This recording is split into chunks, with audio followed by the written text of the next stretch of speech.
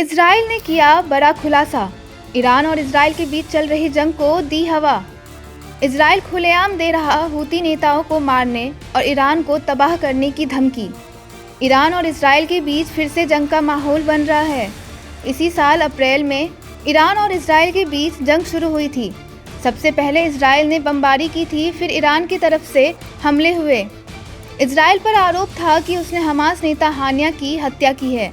हालांकि तब इजराइल ने इस बात से इनकार कर दिया था, लेकिन अब इसे लेकर इजराइल के रक्षा मंत्री का एक बड़ा बयान सामने आया है।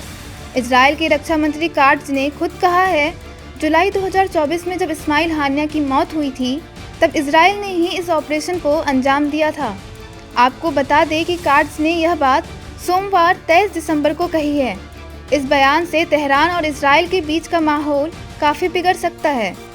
इतना ही नहीं, इजराइल ने हमास हिजबुल्लाह के खात्मे के बाद अब हूती विद्रोहियों को बड़ी धमकी दी है।